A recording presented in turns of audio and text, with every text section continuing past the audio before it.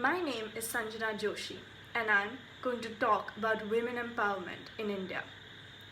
Women empowerment has been a long-lasting struggle and continues to be one, not only in India but also globally. With education, technology, and media, we've come a long way in acknowledging women's rights and accepting them as equals. Thankfully, I was born at a time when women were in a much better place, but I still had access to the internet and proper education to realize how misogyny and sexism is still, despite our various efforts, deeply rooted in society. When I sat down to write this speech, I thought of the several women who have battled sexism and prejudice, whose voices go unnoticed and efforts unappreciated. They deserve to be recognized even if it's through me. I asked two women I knew what empowerment meant to them. In the words of a young, budding actress from Bollywood, being empowered to me means making my own choices when it comes to how I live my life and the decisions I make, not conforming to what anyone else thinks I should be doing. I feel empowered through my words, my voice, my journey, and how I live my life. And in the process, standing up for other amazing women. That, to me, is empowerment. Another woman in her 60s and an active social worker, a librarian, and a mentor said, I feel empowered when I am included in all discussions and decision-making processes in family matters, when there is a shared responsibility in every situation, be it in the workplace or in society as a whole. Mutual respect and freedom to be. Empowerment means different things for everyone. The smallest of things can make a woman feel empowered. And despite all the difficulties and stigma, it has never stopped us from speaking up for ourselves. Women have been making histories ever since the 1800s, if not before that. But we weren't granted rights until the early 1900s. Women empowerment and sexism has been a long and controversial fight. But for us, it should begin from the women around us. Making small changes in our everyday behavior, how we view or treat females, can largely impact this revolutionary movement. Change starts with you. India hasn't been the kindest to its mothers, daughters, and sisters.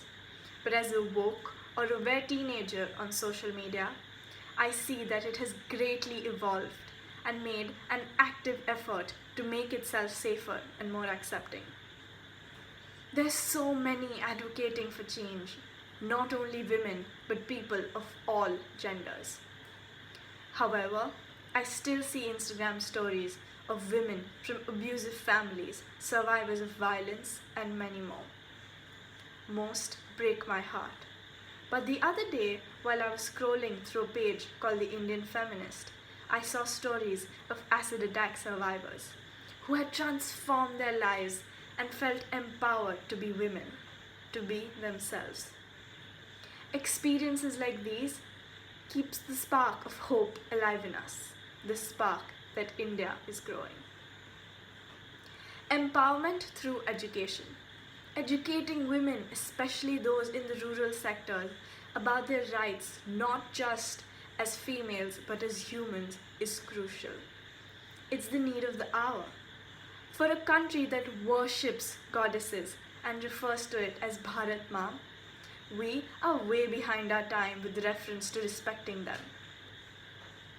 Women empowerment schemes are great, but more often than not, aren't successfully implemented. India is a vast country with a booming population. It is strenuous and difficult to be able to reach out to all the women in every part of the country. It's a long walk to success, but progress is being made. We have to work towards helping women become financially and socially independent in a majorly patriarchal society. But think about it. Are women the only ones who need to be educated? As I mentioned, India is predominantly a patriarchy. If anyone can help nurture the movement and amplify the need for change, it is the men of this country. Educate our boys. Teach them how to be respectful, accepting, and accountable. We have coddled our men for way too long, misguided them to think that they have the upper hand and the power to make decisions for the females in their lives. Teach them about Gandhiji, Subhash Chandra Bose, and Pandit Nehru, but give equal, if not more importance, to Sarojini Naidu, Sucheta Kriplani, and Rani Lakshmibai. To quote Michelle Obama, there is no limit to what we as women can accomplish.